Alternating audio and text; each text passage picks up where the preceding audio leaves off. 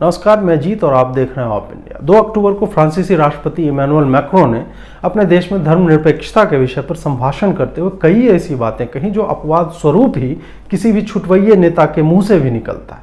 राष्ट्रीय अध्यक्षों को तो छोड़ ही दीजिए। इस्लामवादियों द्वारा पूरे विश्व में उत्पन्न संकट को चिन्हित करते हुए मैक्रों ने खुलकर बोला कि इस्लाम एक ऐसा मजहब है जो पूरे विश्व में संकट में, it is in crisis all over the world. यहाँ संकट का मतलब इस्लाम के संकट में होने से नहीं, विश्व भर में इस्लाम के कारण उत्पन्न होने वाले संकटों से। यह संकट दिखता सबको है, लेकिन कभी रेडिकल इस्लाम तो कभी आतंक का कोई मजहब नहीं होता, इसके नाम पर छुपा दिया जाता है। वैश्विक आतंक की बात करें या फिर मजहबी उन्माद से प्रेरित रक्त रंजित घटनाओं की, लगभग हर बार ये घटनाएं इस्लाम के नारों, प्रतीकों, नामों या विचारों का परिणाम होती है। स्वयं पर बम लगाकर फटने से लेकर लंदन के पुल पर चाकुओं से गोदने की घटना हो या फिर ऑस्ट्रेलिया के कैफे में लोन वुल्फ अटैक से लेकर पेरिस में किसी की गर्दन रेटने की घटना, अल्लाह अकबर के नारे और हम आहत थे, ऐसी बातें आपको हर जगह मिल जाएंगी। आगे बढ़ने से पहले स्पेनिश भाषा की एक रोचक कहानी बताता हूँ। हुआ यूं कि हर घंटे नए कपड़े बदलने वाले एक राजा को किसी व्यक्ति ने कहा कि वो उसे ऐसे कपड़े जिसका रंग, डिजाइन, सोने के धागों का काम, स्पर्श आदि विलक्षण और अलौकिक होंगे देगा। साथ ही वह कपड़ा सिर्फ बुद्धिमान व्यक्तियों को दिखेगा, मूर्खों को नहीं। राजा प्रसन्न हुआ और बोला कि इस व्यक्ति को हर तरह के कपड़े, सोना, धन दिया जाए ताकि वो कपड़े की बुनाई जो है शुरू करे। कई दिन बीतने पे वो व्यक्ति एक बड़ा ही सुंदर सा डब्बा लेके राजा के दरबार में आया। डब्बा खोलकर उसने राजा को कपड़े दिखाए। राजा को कुछ दिखे ही नहीं। वो अचंभित सा प्रश्नवाचक मुद्रा में उस व्यक्ति को देखने लगा। इस व्यक्ति ने अब राजा को कपड़े की विशिष्टता याद दिलाई कि मूर्खों को तो दिखता ही नहीं। अचानक से राजा को कपड़े दिखने लगे।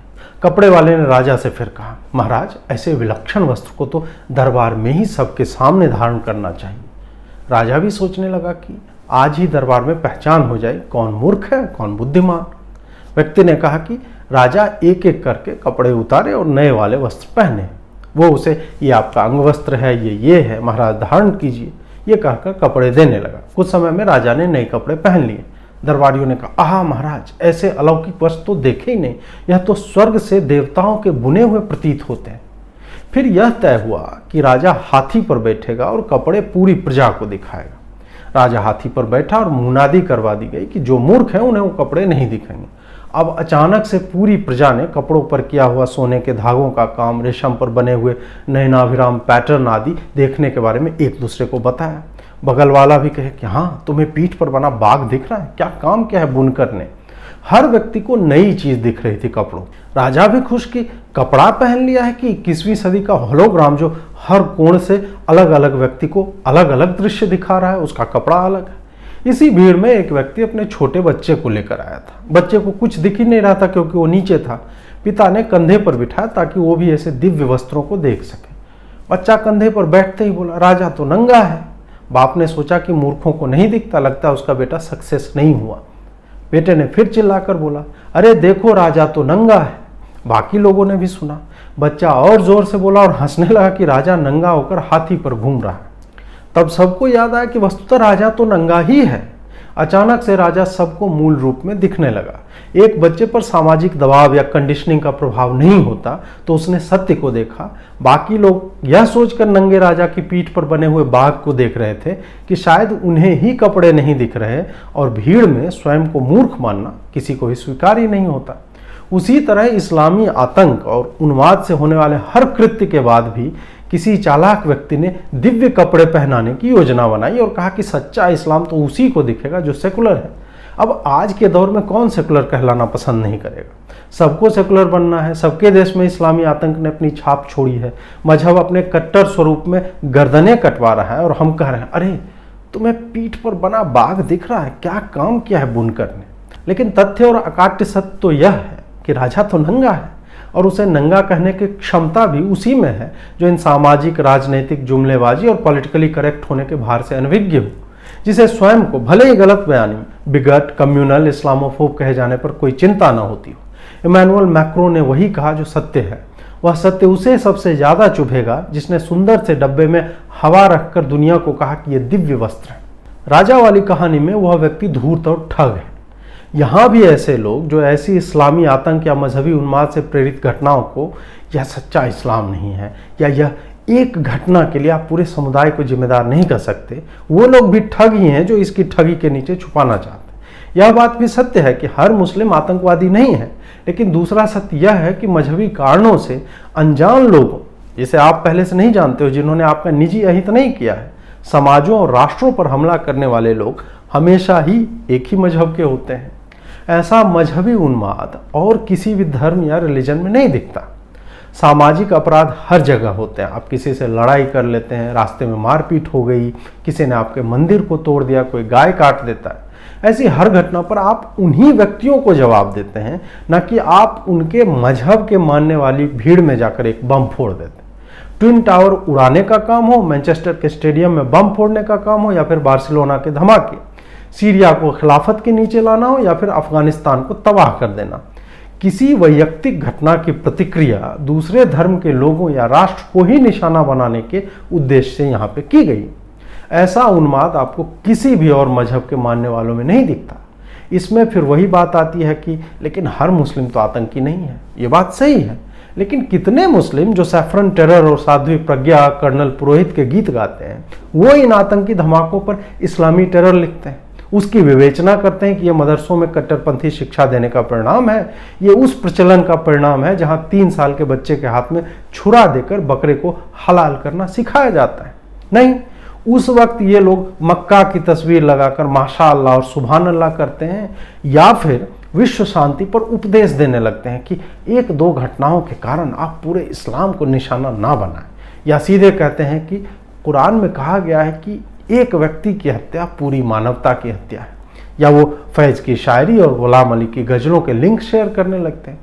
यही 4 से 5 तरह की प्रतिक्रिया आपको उन्हीं मुस्लिमों से मिलेगी जो आज भी हिंदू आतंक की बात और गोधरा की याद दिलाते हैं। ये बात और है कि साबरमती एक्सप्रेस से आग लगाकर उसके डब्बों में 59 हिंदुओं को जिंदा जलाने की बात भूल जाते हैं। माशाअल्लाह और सुभान अल्लाह सब ठीक है, लेकिन ये तो बताओ कि कार्टून दिखाया बच्ची को तो तुम क्यों आहत हो गए? कार्टून बनाकर शार्ली एब्दो वालों ने क्या तुम्हारे मेल बॉक्स में डिलीवर किया था, या ये कहा था कि भैया ये पढ़ो, ये कार्टून सही बनाया है कि नहीं? बनाया भी तो असहमति दर्ज करो कि नहीं बनाना चाहिए, या फिर तुम उसे गोली मार दोगे। तब कुरान की वो आयत याद नहीं आती कि एक व्यक्ति की हत्या पूरी मानवता की बात है। विश्व शांति के उपदेश कहाँ चले जाते हैं? ये प्रवृत्ति सिर्फ इस्लाम में ही है कि तथाकथित निंदा या अपमान आदि पर कोई भी आहत होकर किसी का भी सर काट सकता है। इस्लामी मुल्कों में तो ये प्रावधान है कि कानून ही ऐसा करने पे आपको फांसी देगा। पाकिस्तान सबसे आगे है, जहां आपको बस कहना है कि इस व्यक्ति ने पैगंबर के बारे में गलत बात बोली है, केस चलेगा और आपको फांसी होगी। लेकिन हर मुल्क तो इस्लामी है नहीं। आपको उन्हीं नियमों से चलना है तो आप वैसे ही देशों में बसने की कोशिश कीजिए, क्योंकि सहने की सीमा होती है। आपकी सीमा आधे सेकंड की है कि कहीं पेरिस में सैमुअल पैटी ने कार्टून दिखाया और आप आहत हुए, प्लान बनाया और राह चलते गर्दन रेत दिया। अब जाओ ना फ्रांस पे हमला बोल दो, क्योंकि वही कार्टून वहां की सरकारी बिल्डिंग को प्रोजेक्ट किया गया। अब तो लाखों लोगों ने देखा। ले लो जाकर सरकार से बदला, चीन से बदला लो जाकर, क्योंकि कुरान का अपमान तो पैगंबर के बाद दूसरे नंबर पर आता है। वो तो कुरान पढ़ने भी नहीं दे रहे और नया कुरान लिखवा रहे हैं। क्यों किसी मुस्लिम का जमीर नहीं जग रहा है चीन को लेकर? वहां कोई बम धमाका, लोन वुल्फ अटैक, पुलिया पर चाकूबाजी, गला रेतने आदि घटना नहीं कर पाते? क्या हो गया उम्मा वालों को? क्या चीन से ज्यादा किसी भी राष्ट्र ने इस्लाम का अपमान किया है? वहां तो तुम्हारी रियासत मदीना के सदर घुटनों पर बैठे हुए हैं और शी जिनपिंग अपनी आंख मूंद कर उसे धीरे और तेज होने का आदेश दे रहा है। क्या तुर्की के एर्दोआन की सारी हिम्मत हाया सोफिया चर्च को ही मस्जिद बनाने में निकल गई? चीन पर चढ़ाई क्यों नहीं कर रहे हैं? कहां गई वो फौजें? पाकिस्तान से लोगों को इकट्ठा करो, जिहाद के नाम पर हथियार दो और कहो कि वो वहां पहुंचे और अपने उइगर हम मजहब लोगों की सहायता करें।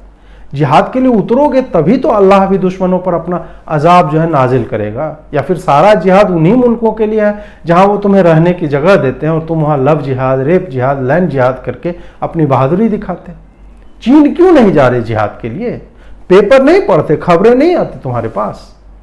इसी साल फरवरी में डोनाल्ड ट्रंप ने भारत दौरे पर रेडिकल इस्लामिक टेररिज्म की बात अहमदाबाद में कही। यह बात भले ही राजा तो नंगा है के स्तर की नहीं थी, लेकिन अमेरिका के ओबामा टाइप के पॉलिटिकली करेक्ट शब्दावली में कहीं आगे इससे राजा कमर के ऊपर नंगा है वो कहने जैसा था ही। वस्तुतः रेडिकल इस्लामिक टेररिज्म या कट्टरपंथी इस्लामी आतंक जैसी बातें बस मन बहलाने की बातें हैं, क्योंकि आज के समय में अंधे को अंधा कहना अपमानजनक और भेदभावपूर्ण माना जाता है। आपको इनसेंसिटिव कहा जाएगा। इस्लाम से प्रेरित आतंक इस्लामी आतंक होता है, क्योंकि अल्लाह अकबर का नारा इस्लाम का है, रेडिकल इस्लाम का नहीं है। आप इन सारे आतंकियों की जीवनचर्या देखिए कि ये इस्लाम को जितनी शिद्दत से निभाते हैं उतनी शिद्दत से कोई नहीं निभाता। कमलेश तिवारी के कातिलों ने नमाज पढ़ी थी तब गला रहता था। बम लगाकर चीथड़े उड़ाने वाला मुस्लिम मरने से पहले किस खुदा को याद करता है? उसका नारा कौन सा है? फिर इसमें रेडिकल क्या? ये तो नॉर्मल है। इस्लामी आतंक के पहले रेडिकल या कट्टरपंथी जैसे शब्द तभी शोभा देते जब इन घटनाओं में आतंकियों के मजहब का प्रतिशत 10 या 20 होता। जब पंथ अपने मूल स्वरूप में ही काफिरों को घात लगाकर मारने के निर्देश देता हो तो उसमें कट्टरपंथ लगाना तो वैसी ही मूर्खता है जैसे लाल शब्द के आगे सुर्ख लगाकर सुर्ख लाल कहना। सुर्ख का तो मतलब ही लाल होता है। मैं जानना चाहूंगा कि पवित्र पुस्तक की उन आयतों को आप किस शब्द से नवाजेंगे जहां काफिरों को सबसे हेय कहा गया है, उन्हें मारने पर किसी भी तरह के अपराध बोध न पालने की बातें कही गई और स्वर्ग में कमरों के रिजर्व होने के संदर्भ मिलते हैं। क्या ये बातें उस किताब के बाहर की है जो मदरसों में पढ़ाई जाती है? अगर मदरसों के मौलवी काफिरों की बच्चियों के बलात्कार, काफिरों की हत्या, काफिरों से घृणा करना किसी और किताब से या अपने ही सिलेबस से पढ़ाते हो, तब तो मैं ये मानने को तैयार हूं कि हाँ, ये कट्टरपंथ जो है अलग है। लेकिन जब ये बातें उसी किताब का हिस्सा है तो फिर कट्टरपंथी इस्लाम और नॉर्मल इस्लाम में क्या अंतर है? क्या किसी का कार्टून बनाने पर हत्या कर देने की बात सोचने वाला, करने वाला, उसे समर्थन देने वाला, उस पर चुप रहने वाला स्वतः कट्टरपंथी नहीं है? क्या आपको इन 4 तरह के लोगों से अलग तरह का कोई मिला है मुस्लिम भीड़ में? वो आलोचना भी करेगा तो यह कहकर ये सच्चा मुसलमान नहीं है। लेकिन जब आप इन किताबों को पढ़ेंगे, इनके लाउड स्पीकरों से आती मजहबी बातों को सुनेंगे, तो लगेगा कि जिसने गर्दन उतार दी वही इस्लाम का सच्चा विद्यार्थी और अनुपालक है। उसी ने असली इस्लाम को पढ़ा, सोचा, समझा और जिया है। उसे कोई भी सच्चा मुसलमान यह कह ही नहीं सकता कि यह सच्चा मुसलमान नहीं। इसलिए ऐसी वारदातों की आलोचना में भी इफ और बट के साथ शर्तें लागू वाली बातें आपको दिखेंगी। शेक्सपियर ने एक अलग संदर्भ में कहा है कि नाम में क्या रखा है। वो जिसे तुम गुलाब कहते हो उसे किसी और नाम से भी पुकारो, उसका सुगंध वैसा ही रहेगा। उसी तरह तुम शांति प्रिय कहते रहो, लेकिन मूल स्वरूप में जो शांति प्रदर्शित होती है वो पूरी दुनिया को दिखती है। यही बात इमैनुअल मैक्रोन ने स्पष्ट शब्दों में कही कि इस्लाम जहां भी है संकट में। मैक्रोन की बात पर कई एक्सपर्ट और सेकुलर जीव जो है वो दुखी हो गए कि या तो माइनॉरिटी को सीधे तौर पे अलग थलग करने की विभाजनकारी बात है, जबकि मैक्रोन ने वही कहा जो हर जगह दिख रहा है। इस्लाम ने विश्व में हर जगह संकट उत्पन्न किए हैं सिवाय चीन के। पाकिस्तान और बांग्लादेश में हिंदुओं की हालत देखिए, अफगानिस्तान में सिखों की, तुर्की में ईसाइयों की, पूरी दुनिया में यहूदियों की। भारत में अल्पसंख्यक वाला विक्टिम कार्ड स्वाइप करने के बाद कैराना, मेरठ, मेवात और दिल्ली तक में लोगों को यह मकान बिकाऊ है लिखने पर मजबूर करने वाला मजहब कौन सा है? यूरोप, अमेरिका, ऑस्ट्रेलिया से लेकर न्यूजीलैंड, भारत, बांग्लादेश तक किसके आतंक की छाप है? बेल्जियम से लेकर फ्रांस तक Madrid, Barcelona, Manchester, London, Glasgow, Milan, Stockholm, Frankfurt airport, Dijon, Copenhagen, Berlin, Marseille, Hanover, Saint Petersburg, Hamburg, Turku, Carcassonne, Liege, Amsterdam, Ataturk airport, Brussels, Nice, Paris में या तो बम धमाके या लोन वुल्फ अटैक्स के जरिए ट्रकों और कारों से लोगों को रौंद दिया गया। हर बार आईसिस या कोई इस्लामी संगठन इसकी जिम्मेदारी लेता रहा और यूरोप का हर राष्ट्र अपनी निंदा में इस्लामोफोबिक कहलाने से बचने के लिए इसे सिर्फ आतंकी वारदात कहता रहा। भारत में 1970 से 2015 तक कुल 9,982 आतंकी घटनाओं में 18,842 मौतें हुई, 28,814 घायल हुए।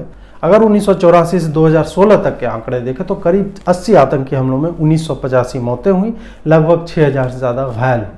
अगर और करीब के दिनों के लें तो 2005 से अब तक हुए आतंकी हमलों में 707 मौतें हुई और 3200 के करीब घायल हुए। यूरोप में तुर्की और रूस को छोड़कर आतंकी हमलों में 2004 से लेकर 2019 तक 615 मौतें हुई और 4000 के लगभग लोग घायल हुए। अमेरिका में सन 2000 से अब तक करीब 3188 मौतें हुई, जिसमें 2996 लोग सिर्फ 9/11 में मारे गए। बाकी के हमलों में 192 लोग मरे। क्या ये वैश्विक आतंक पर इस्लाम की छाप नहीं है? कश्मीर में हिंदुओं का प्रतिशत 100 से 1 पे कैसे पहुंचा?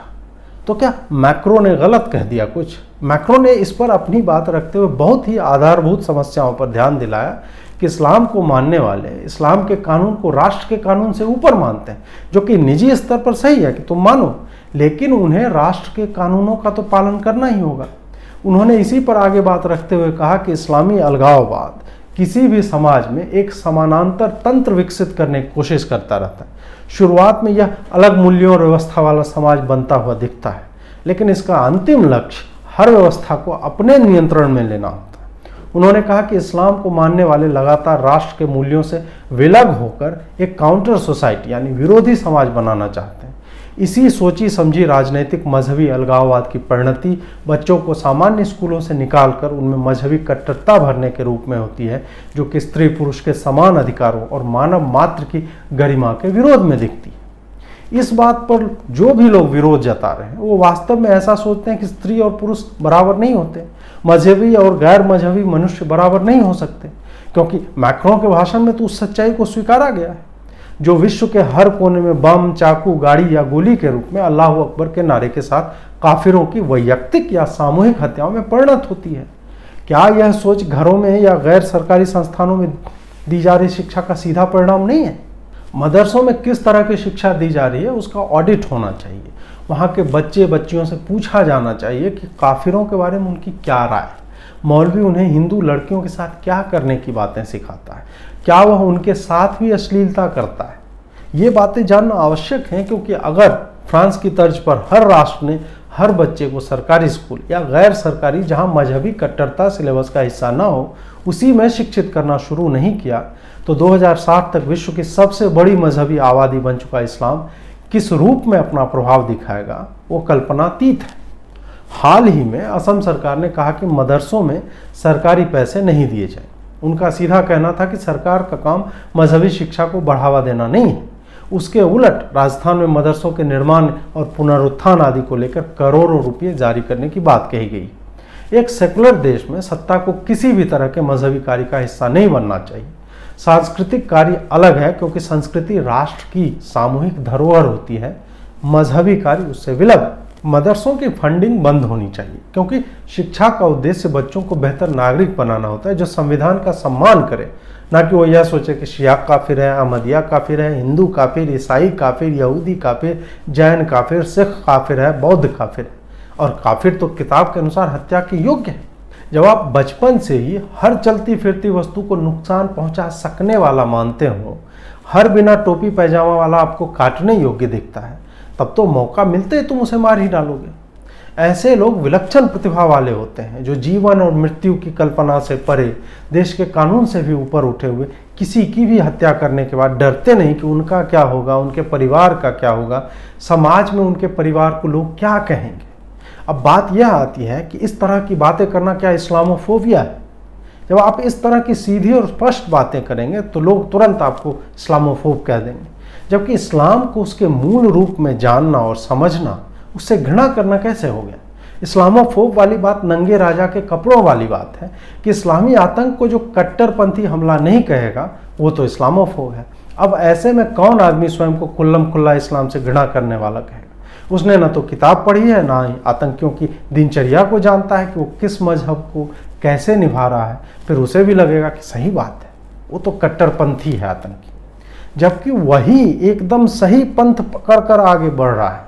अगर वह पंथ कट्टरपंथ होता तो एक स्वर में सारे मुस्लिम इकट्ठा होते और हर घटना के बाद सामूहिक प्रतिक्रिया देते। लाउड स्पीकरों से मौलवी समझाता कि किसी की हत्या, किसी के बारे में दुर्भावना रखना, किसी दूसरे धर्म के लोगों के प्रति घृणा से जनित अपराध जहन्नुम ले जाता है। समाज को सुधारने की बात होती कि कट्टरपंथी मत बनो। आपने कितने मौलवियों को ऐसा बोलते सुना है? कितने ट्विटर हैंडल इसकी मुखर होकर बिना इस्लाम का मतलब शांति है ये प्रयोग किए सीधे शब्दों में कहते हैं कि गर्दन काटने वाला मुस्लिम था और मुस्लिम लोगों को ऐसा नहीं करना चाहिए। ऐसे लोगों की संख्या शून्य है। जब आप इस पर बात करते हैं तो इस्लामोफोब का टैग आप पर वही लगाते हैं जो सच्चे मुसलमान नहीं हैं, जिन्हें अपनी पाक पुस्तक का बिल्कुल भी ज्ञान नहीं। अगर आप कहते हैं कि फलां ने गर्दन काटी और वो सच्चा मुसलमान था, तब तो आप इस्लाम के मूल मर्म को समझ गए हैं, और जो इन्हें नकारते हैं उन्हें स्वयं इस्लाम का कुछ भी ज्ञान नहीं है। ऐसे आतंकी निजी जीवन में गहन रूप से मजहब का अध्ययन करने वाले, हर निर्देश और आदेश को सीधे अल्लाह का आदेश मानने वाले, स्वयं को मानवों में सबसे उत्तम समझने वाले एक अलग तरह के सुप्रीमैसिस्ट होते हैं। ये आपको हमेशा स्वयं से हीन सिर्फ इसलिए मानते हैं क्योंकि बचपन से उन्हें यही सिखाया गया। इन्हें गजनवी, गौरी, नादिर शाह, बिन कासिम, ओसामा, बाबर, औरंगजेब सब हीरो दिखते हैं क्योंकि इन्होंने काफिरों पर हमला किया, उनकी स्त्रियों का बलात्कार किया, उनके मंदिर तोड़े, उनका सामूहिक नरसंहार किया, संस्कृति के हर चिन्ह को आग के हवाले कर दिया। कितने मुस्लिम आपको मिले हैं जो इतिहास की इन घटनाओं के लिए माफी मांगते हिंदुओं से? इन्हें इस बाबरी मस्जिद पर हिंदुओं और भारतीय राष्ट्र से माफी चाहिए जो हिंदुओं के मंदिर को तोड़कर बनाई गई थी। इन्होंने हर नरसंहार को इस्लामी गौरव का परचम माना। अगर ऐसा नहीं है तो ये छाती ठोककर क्यों कहते फिरते हैं कि हमने तुम पर 500 साल राज किया, जबकि क्रूर सच्चाई यह है कि राज तुमने नहीं किया, बल्कि तुम्हारे पूर्वज भी उसी हिंदू जनसंख्या का हिस्सा थे जिन पर बाहरी आक्रांताओं ने राज किया। भारतीय परिदृश्य में कमाल की बात यह है कि अरब में जिन लोगों को जलील किया जाता है वो अपने आप को बादशाहों की संतान मानते हैं। अरब वाले जिन्हें अपने मजहब का मानने से इनकार करते हैं और इनके कन्वर्ट होने की अशुद्धि पर दुत्कारते हैं, वो भी स्वयं को जहां पनाहों के पोतों से नीचे देखते ही नहीं। ये वैसी ही सच्चाई है जिस पर कोई बात करना नहीं चाहता। आप करेंगे तो तुरंत तुम इस्लामोफोबिक हो, तुम घृणा फैला रहे हो। मतलब तुमसे आतंकी हमलों के बाद एक शब्द नहीं निकलता अपने मजहबी भाइयों के लिए, और हम अगर आतंकवादी को इस्लामी आतंकवादी कहें तो हम इस्लाम से घृणा करने वाले। मतलब तुम काफिर कहकर हर हिंदू को घृणा की निगाह से देखो, धर्म जानकर प्रेम की आड़ में बलात्कार करो और अपने बाप, भाई, चाचा, फूफा, मौसा आदि से बलात्कार करवाओ, उनकी हत्या करो, उन्हें अपने घरों को छोड़ने को मजबूर करो, और हम उन बातों पर बोले तो इस्लामोफोबिक बन गए हम, जो जन्म से लेकर मृत्यु तक इस विचार या विकार इसके साथ जीते हैं कि हर काफिर कत्ल के योग्य है, जिन्हें यह बात सामान्य लगती है कि गैर मुस्लिम या तो मार दिए जाएं या उनका मजहब स्वीकार लें। उस घृणित सोच पर सवाल करना इस्लामोफोबिया कैसे? मैक्रों द्वारा उठाई गई हर बात, चाहे वो किसी भी समाज में रहकर एक काउंटर सोसाइटी बनाने की हो या फिर मजहबी शिक्षा और अलग संस्कृति के नाम पर सरकारी स्कूल से बाहर ले जाकर बच्चों को शुरू से ही कट्टरपंथी बनाने की हो, या फिर इस्लामी अलगाववाद द्वारा राष्ट्रीय कानूनों को ना मानकर अपने कानून को ही सर्वश्रेष्ठ मानने की जिद से उपजा अंतिम लक्ष्य हो कि हर चीज उनके नियंत्रण में आ जाए। आज के संदर्भ में हर राष्ट्राध्यक्ष को ये बातें भूलनी चाहिए। जब तक आप एक सामाजिक विकृति को स्वीकारते नहीं, उसका उपचार असंभव है। चाहे हंगरी हो, पोलैंड हो, रूस हो या चीन, हर राष्ट्र ने अपने स्तर से इस वैश्विक कैंसर के मूल पर रोक लगाने की व्यवस्थाएं की हैं। फ्रांस इन आतंकियों के निशाने पर पूरे दशक रहा है। शरणार्थी बनकर आए मुस्लिम या वहां रह रहे मुस्लिमों ने पेरिस में कई बार, उसका Nice, Les La Defense, Joue les Tours, Saint Quentin Fallavier, थेलीज, वैलेंस, मैगनविल, लेवलाई, पेरे, मर्साई, कार्कासोन, स्ट्रासबर्ग, लियोन आदि शहरों को अपने आतंक का निशाना लगातार बनाया। यही हाल दुनिया के हर उस देश का है जहां इस्लामी अल्पसंख्यक हैं, या वहां ऐसे लोग शरणार्थी बनकर गए, या वहां ये राजनीतिक रूप से कमजोर हैं लेकिन ख्वाब पूरे देश को इस्लाम के नीचे लाने के। इसलिए पहले तो इस विकृति के कारणों को पहचानना होगा, जोर जोर से बोलना होगा, लोगों के बीच चर्चा का विषय बनाना होगा, बृहद समाज में इसकी स्वीकृति पैदा करनी होगी कि इस मुद्दे पर बात करना इस्लामोफोबिया नहीं है, बल्कि राजा नंगा है। तुम्हें उसका नंगापन दिख रहा है और तुम चिल्ला रहे हो कि वह नंगा है, तो पूरी भीड़ भले ही उसके पीठ पर बने बाघ की अदृश्य कलाकारी पर आहें भर रहा हो, तुम अकेले होने पर भी सही हो। इस्लामी कट्टरपंथ कुछ भी नहीं है। यह 5 वक्त के नमाजी, टकने तक पजामा पहनने वाले, इस्लाम के हर निर्देश का पालन करने वाले सच्चे मुस्लिम भाइयों को बुरा बताने की एक चाल है। स्कोडा लहसुन तहजीब के सर्वोत्तम दौर में अपने इन मुस्लिम भाइयों को कट्टरपंथी कहने वालों की चाल को पहचानिए और उन्हें सच्चा मुसलमान कहकर यथोचित सम्मान दीजिए। अगर आप हमारी मदद करना चाहते हैं तो UPI ID हमारी आपके स्क्रीन पे है, opindia@kotak। और अगर आप दूसरे माध्यमों से हमारा आर्थिक सहयोग करना चाहते हैं तो आप opindia.com/support पर जाएं और हमारा सहयोग करें। बहुत बहुत आभार आपका। नमस्कार।